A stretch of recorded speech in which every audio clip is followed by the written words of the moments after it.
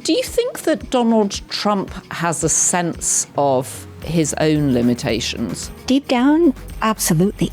And that is why he is constantly on guard. He's paranoid. He is doing whatever he can. People may think he's the most powerful man on the planet.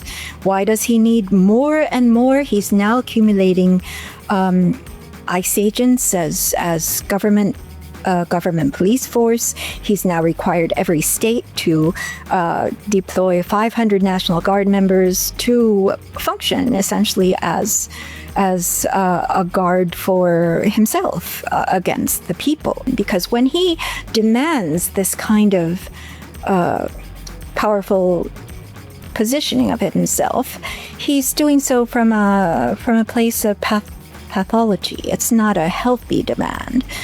So he's doing so in a way that actually fuels his sense of insecurity, his own unfitness, his unbelonging, and so he will increasingly become more defensive and more dangerous. I'm Joanna Coles. This is the Daily Beast podcast, and today's guest is someone that many of you have requested. Dr. Bandy Lee. She's a forensic and social psychiatrist turned whistleblower on power, violence, and presidential pathology. After 17 years at the Yale School of Medicine and Yale Law School, with stints at Harvard Medical School and the World Health Organization, she became the voice shouting what many in Washington only whispered: the president was not well. Lee edited The Dangerous Case of Donald Trump, the 2017 bestseller that assembled 27 mental health professionals warning that Trump's behavior wasn't politics as usual, but a symptom of something darker, a national emergency in plain sight. Her outspokenness ignited a professional firestorm over the Goldwater Rule, the American Psychiatric Association's edict forbidding psychiatrists from diagnosing public figures they hadn't actually examined. Yale said she crossed the line. Lee said she honoured her ethical duty to warn the public. The establishment called her reckless, her supporters called her brave. A top-tier academic with a taste for moral combat, Dr. Lee has taken psychiatry out of the ivory tower and into the political battlefield. And she's still standing, and she's joining us now. Dr. Lee, let's get into it.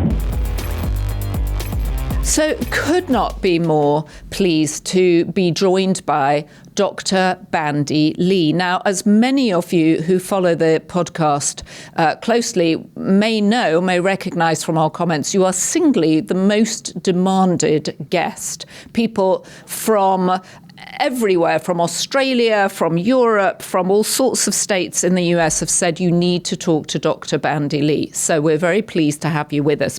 And I know that in 2017, you became known for editing the very influential The Dangerous Case of Donald Trump, which was a collection of arguments and essays by mental health professionals about why Donald Trump was not actually suitable to be president. What have you noticed since Donald Trump won and the newly invigorated Donald Trump 2? Well, first of all, thank you so much for having me.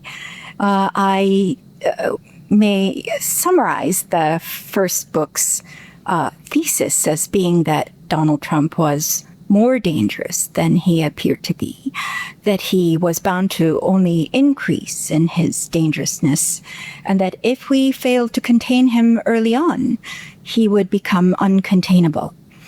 And that was my warning, and as many of the listeners may know, it catapulted into the #1, and it became an instant bestseller. It raised us to the #1 topic of national conversation. And within 3 months, we were speaking with more than 50 Congress members who were actually stating they were depending on us to be able to educate the public medically so that they could intervene politically. And so we took it as a seriously important task and responsibility. But very oddly, the American Psychiatric Association came out right at the height of our influence that we were being unethical, and that it was violating what is informally known as the Goldwater Rule. What were the prime reasons that the writers and the psychiatrists who you gathered together for the dangerous case about Donald Trump, what were their key findings, and what were the things, the symptoms, if you like, that were most alarming? And then I want to ask you about those symptoms now, because it can't have gotten better. Well, the book actually came out of a conference that I held at Yale School of Medicine, inviting long-term colleagues who are actually the most renowned members of the psychiatric profession, Robert J. Lifton, Judith Herman, James Gilligan, and others. And we had gathered there to speak about the ethics of publicly alerting about a mentally impaired president. And at that time, we were most concerned about exactly what we are seeing now, that he had a dangerous psychology, that his influence would spread through society, and that we would see anti-governing instead of governing, that we would see a malignant normality take hold instead of our usual normal reality testing, and that our society would become self-destructive. And the specific symptoms that allowed us to see that were his violence proneness. He was verbally aggressive. He was boasting about sexual assaults. He was attracted to violent dictators and dangerous weapons. He was inciting crowds to perform dangerous acts. He stated that he would support and pay the legal fees if people engaged in violent behavior. And this kind of stoking of violence was really what we were most concerned about, because the greatest danger comes not from physically punching out one person at a time, but rather the rhetoric and the psychological conditioning that would transmit his own attraction to violence and instigate violence through society. You mentioned the phrase malignant normality. Can you take us through what that actually means? Yes. I have worked most of my career in the public sector setting, in prisons and state hospitals. And so I've actually seen many situations in which severely mentally impaired individuals are left untreated. So in other words, the proper intervention that I earlier expressed, that should also apply to a president, the first citizen is also entitled to the medical standard of care that we apply to everyone else. But that was not done because of multiple factors. And so what we saw in larger society is actually what I have seen multiple times and in very to very severe extents. What happens when individuals are not contained and they are allowed to continue in their households, in their street gangs? They're often, when it happens in dominant figures, such as in prison blocks, you see that the mental symptoms, it's not really the healthy people who contain the individual with severe symptoms. It's rather the symptoms in that dominant individuals that spread to earlier healthy individuals. And I try to describe this in my book that I also rapidly wrote in 2024 called The Psychology of Trump Contagion.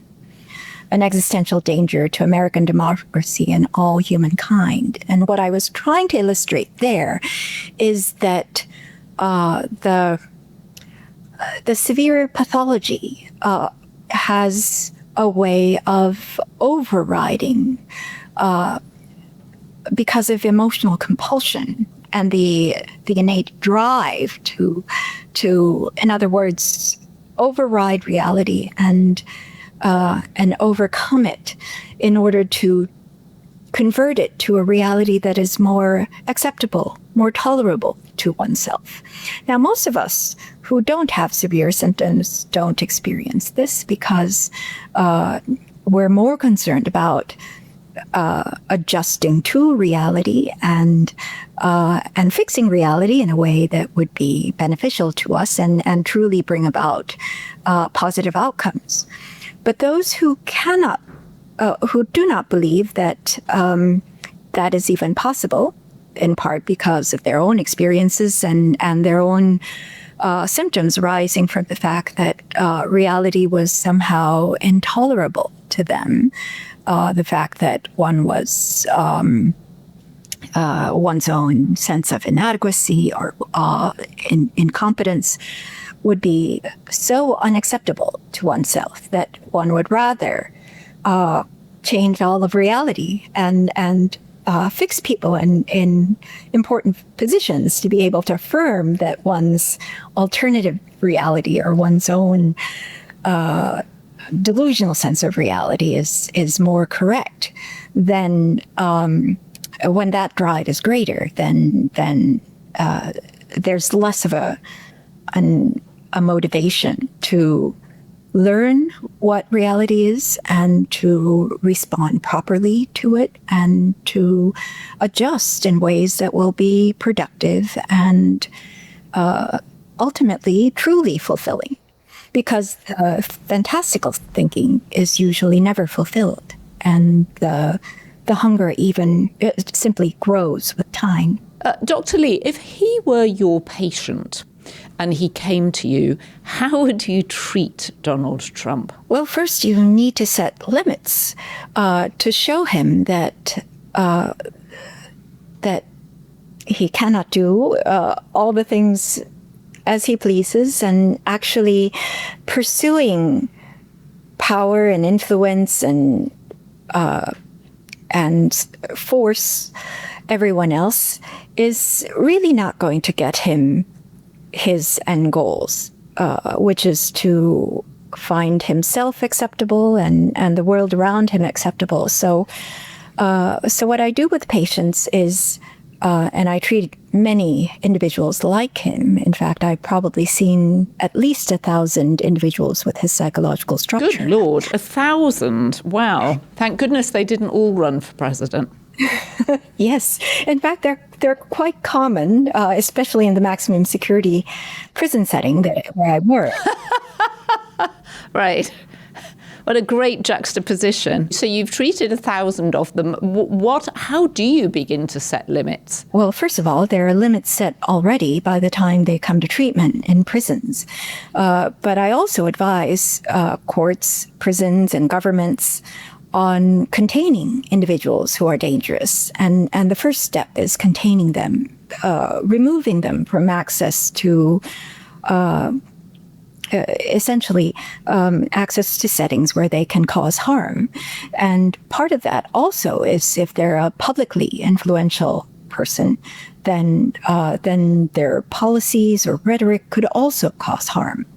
And so it's advising these bodies to, with sentencing guidelines or treatment guidelines in terms of how much containment they need. I usually recommend the minimum necessary, the minimally restrictive guidelines to be able to contain them and keep society safe. So the first step is to keep society safe from such individuals.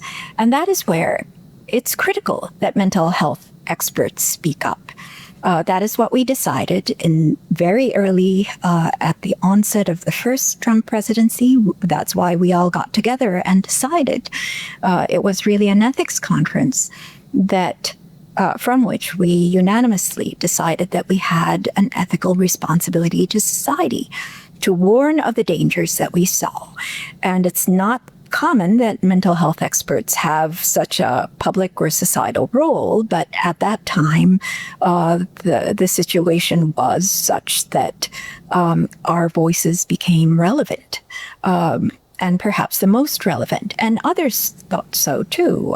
Former White House Chief of Staff, General John Kelly, secretly bought our book, and it was later publicized that he used it as an owner's manual for the dangers that were occurring in the White House. And I think General Milley bought it too, didn't he? I mean, I understand there was a sort of undercurrent of people around Trump all reading this book to try and figure out how to deal with him. But are you suggesting that he should actually be incarcerated? I mean, his power is limitless at the moment. How would you enforce limits on him? So right now we have a very complex situation in which we have to truly mobilize all kinds of methods that we have, given the power that he's been able to co-opt in the meantime. We've warned that the longer that he is not stopped, that he would become unstoppable.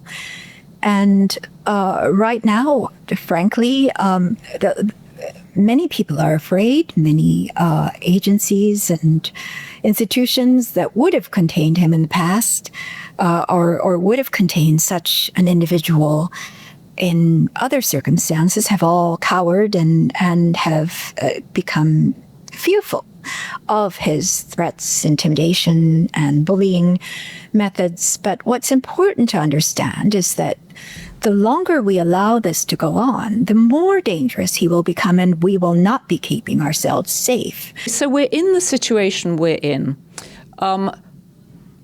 Is there anybody you see around him trying to contain him? Right now, I think it's truly up to the public and the nation, and we should be doing it from every angle that we can. And the recent No Kings protest was one example where people turned up. But the people also need to make use of the agencies that are available. The specialized knowledge that is available, for instance, mental health, is not meant to be simply employed for private patients and those with wealth and power who can afford to consult with us, but rather it's knowledge that should be accessible and available to the people. And when mental health experts themselves came out in droves, my organization, the World Mental Health Coalition, at one point was 5,000 members, all professionals, and we were all eager to speak. But it somehow got into the public understanding that mental health experts are the only persons not allowed to speak about mental health issues, which is quite absurd if you think about it. Yeah, it's very curious that the industry itself has been closed down not only by its own professional body, the APA, but as you say, mental health experts themselves have been derided for drawing attention to what they claim are Donald Trump's shortcomings. And yet, one can't deny he's been elected again. He's got all three chambers of government. Do you think that Donald Trump has a sense of his own limitations? Deep down, absolutely. And that is why he is constantly on guard. He's paranoid. He is doing whatever he can. People may think he's the most powerful man on the planet. Why does he need more and more? He's now accumulating ICE agents as government police force. He's now required every state to deploy 500 National Guard members to function essentially as a guard for himself against the people.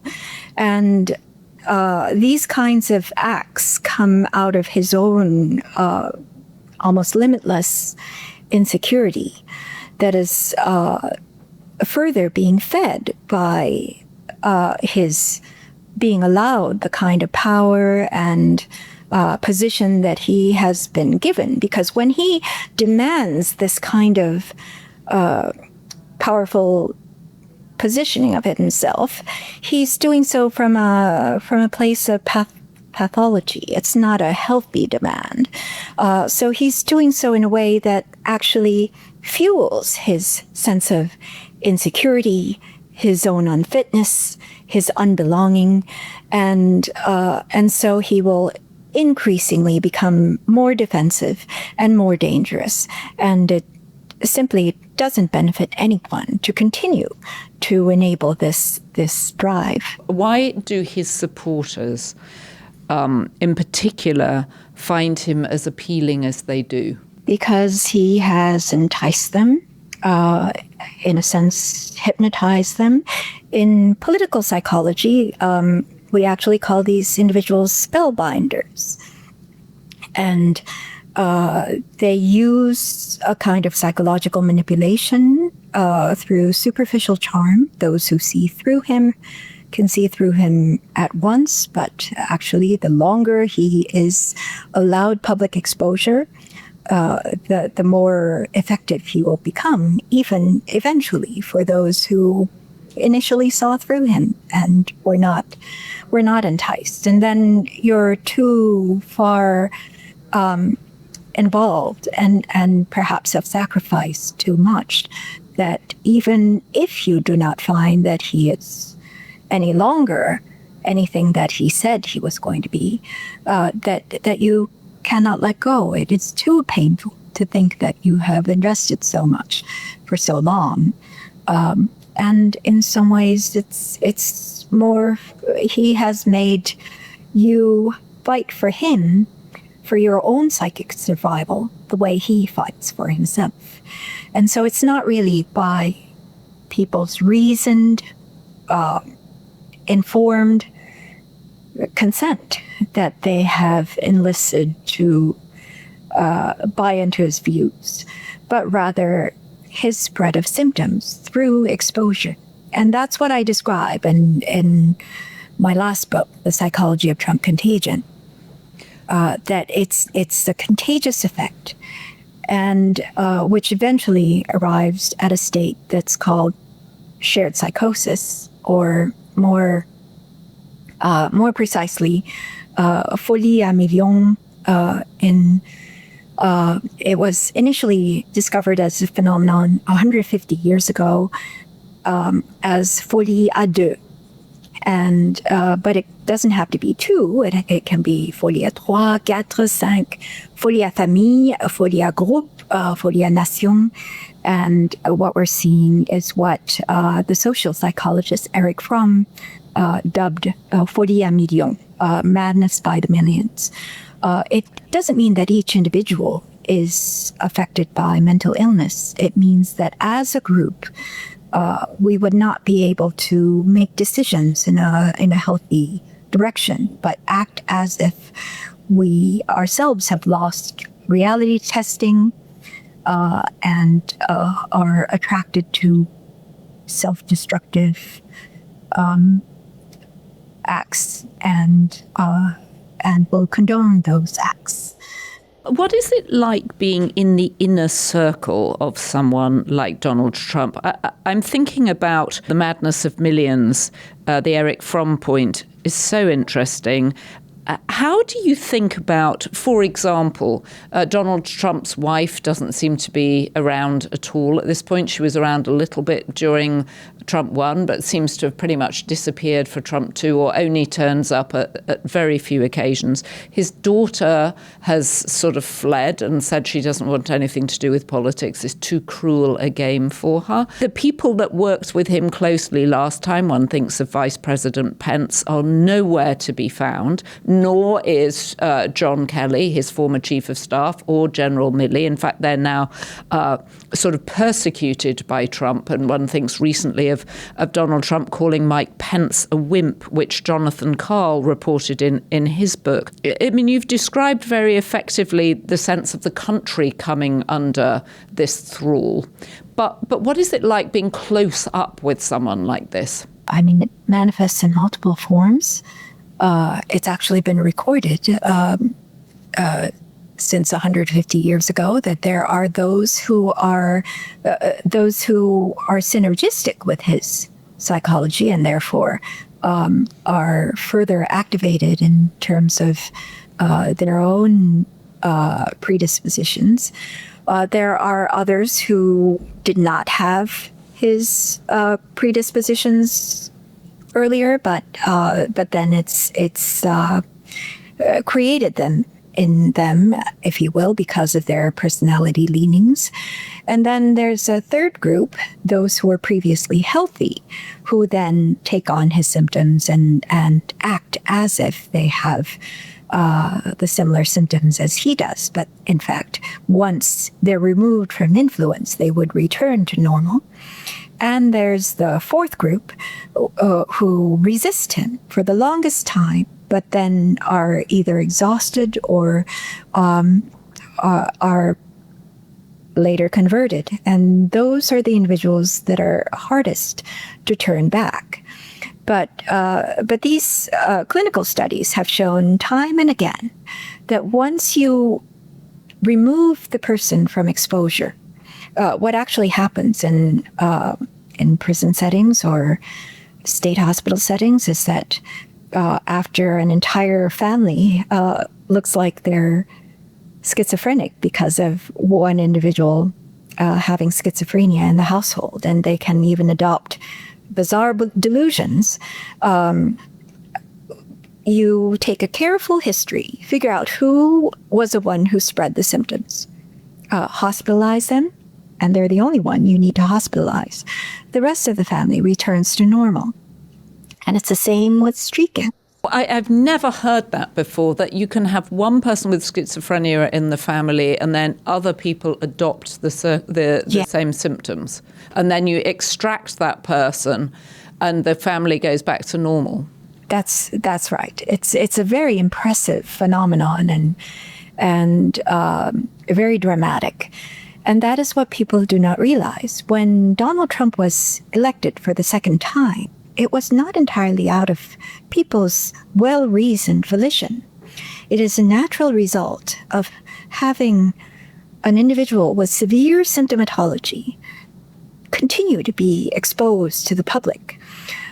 We don't think of mental symptoms as being contagious, but in fact, they may be more contagious than physical symptoms because you don't need physical exposure to catch what they have, but only emotional bonds. And we see that from social media studies, and we see how negative emotions spread more quickly than positive ones, but mental symptoms spread rapidly, almost uncontrollably, and therefore the media environment has augmented his ability to capture the public's mind. And this does not mean that it will remain this way forever. In fact, removing the person, of course, that's not the only thing you do, but removing them from exposure will actually bring a lot of people back to their original state of mind, where they were able to think for themselves and to reason and to see and to resist mental manipulations. Currently, we're at a state of low resistance and a state of high influence because of the unfettered access he has had to the public, and increasingly so with the second Trump administration. Well, and also with social media, right? Because there's just so much more visibility. I mean, he seems 24/7 to be on either legacy media or social media. Yes. I'm assuming that social media has made this much more pervasive. Yes, absolutely. And what I usually emphasize is what's important is not simply to show how Donald Trump is or what he's doing. In fact, allowing him access to the media and allowing him to speak to the public, we have seen what happened with the COVID pandemic. We became the number one country of COVID deaths. And what might have, in my opinion, been contained, maybe even at the epidemic stage, we had all the ability to do so, and had contained other diseases that way in the past, became a pandemic because of multiple actions. I mean, he eliminated experts from the CDC in China. He bled the CDC almost dry, and he did many actions. But most important of all was that he continued to speak to the public during this pandemic, to shape the public's mind in terms of how to think about the COVID and how to implement public health measures. Essentially, he convinced the public that public health measures were actually limiting of their freedom and bad for them, whereas COVID itself was a hoax. Now, the same thing is happening with the mental health pandemic. In fact, I have said that the mental health pandemic was much more urgent than the COVID pandemic, even when it was occurring. And we now see that the vast majority of the 1.2 million American deaths were unnecessary. And unfortunately, we're setting ourselves up for a much more dangerous pandemic the next time. There will be no effective voices to be able to convince the public to keep itself safe through public health measures. The greatest public health intervention is education, be it infectious disease or a mental health pandemic. And I'm afraid that when mental health professionals were blacked out of the media, that was really when I said that was the most dangerous sign of authoritarianism spreading. And now it's not only our voices. Now it's academic voices in general, intellectuals, journalists. Those who would speak the truth have been silenced or bought up or threatened to the point where they cannot speak what they need to speak. And the truth is becoming much more muted in the face of what we were calling earlier a malignant normality, where falsehood becomes truth, criminality becomes innocence, and mental pathology becomes health, which means that the reverse is true for those who are truly speaking the truth or truly innocent and truly healthy. We're told that we're living through a mental health crisis in the US and that there is a loneliness epidemic. Yes. And I think 20%, so 1 in 5 young women in particular, are taking antidepressants. What's your sort of point of view on that? Why is that happening now? Yes, that goes hand in hand with the mental health pandemic that we are seeing from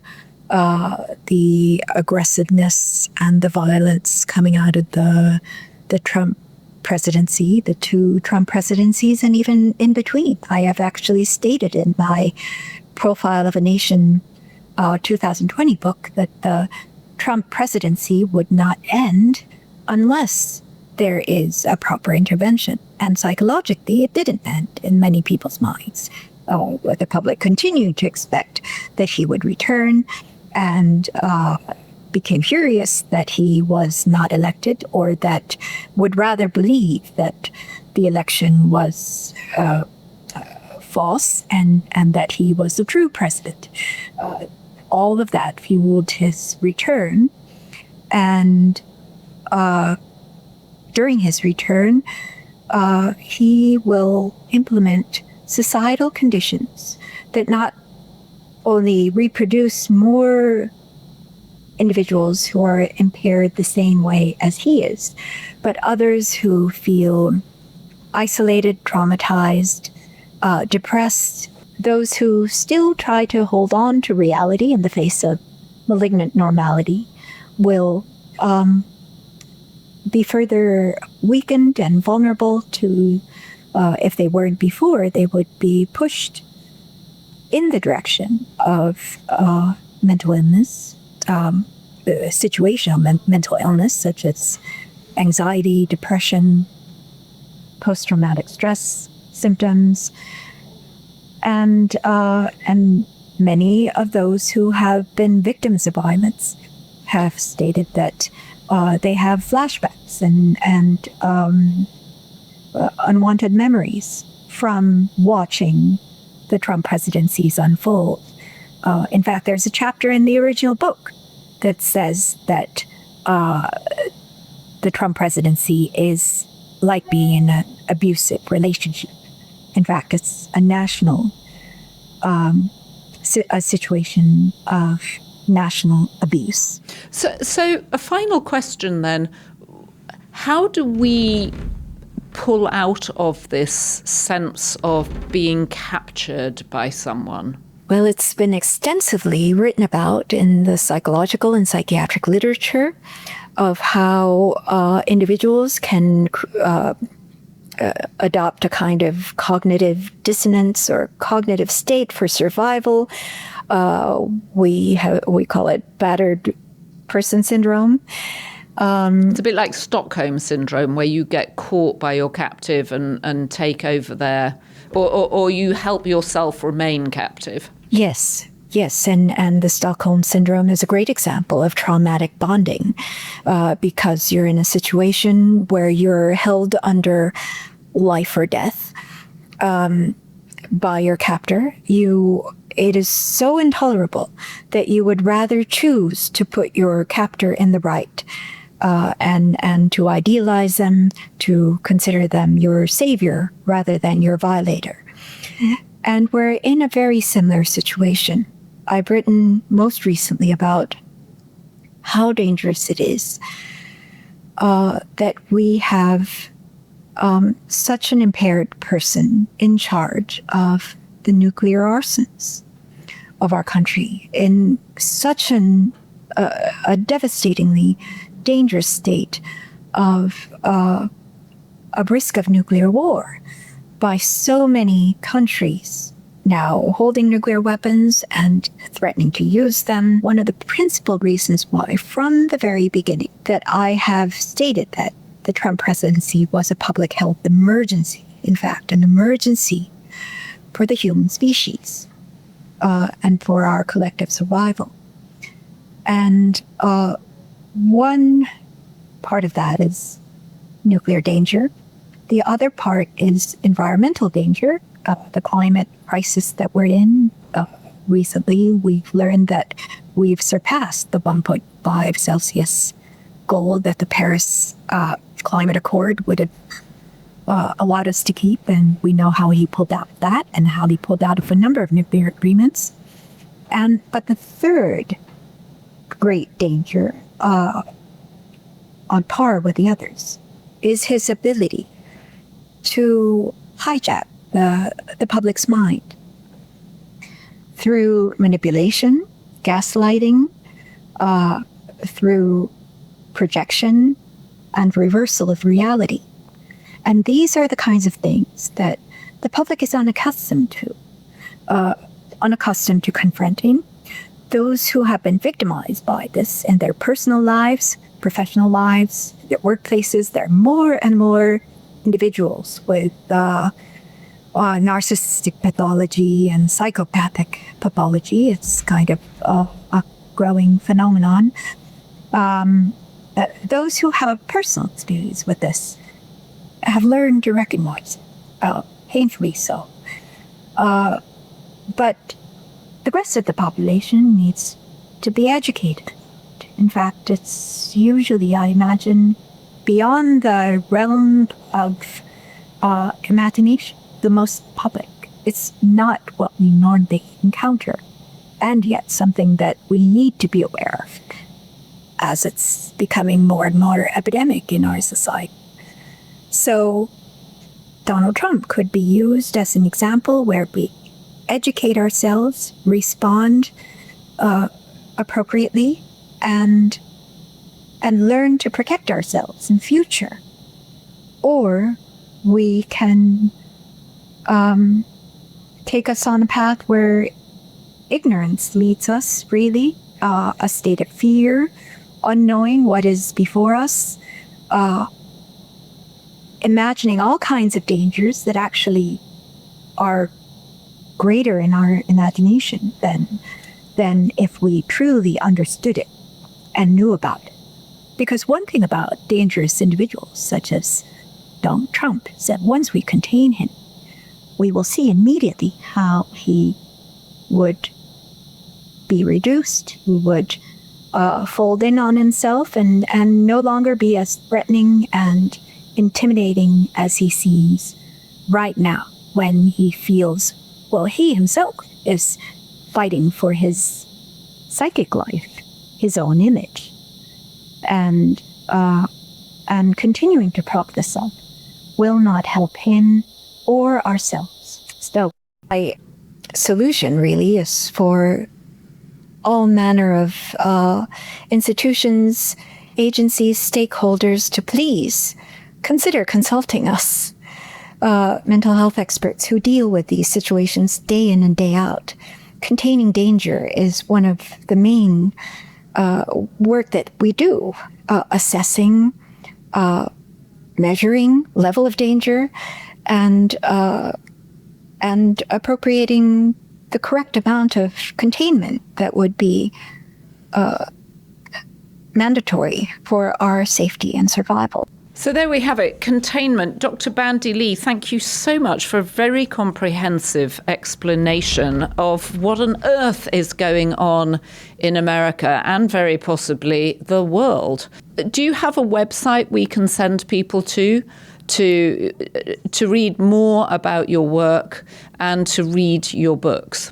Yes, bandylee.com, BANDYLEE.com. I also have a Substack publication, bandyxlee.substack.com. Great. All right. Dr. Lee, we would love you to come back again and talk more to us, but thank you for giving us a professional perspective of what is going on with the president and some hope that we can, in fact, break free of our collective Stockholm syndrome and live to see another president. Thank you very much. Thank you very much for having me. I've never thought of mental health symptoms of being contagious in the way that physical symptoms are. And I thought Dr. Lee's explanation of that was incredibly interesting. So thank you to everybody who suggested we invite her as a guest.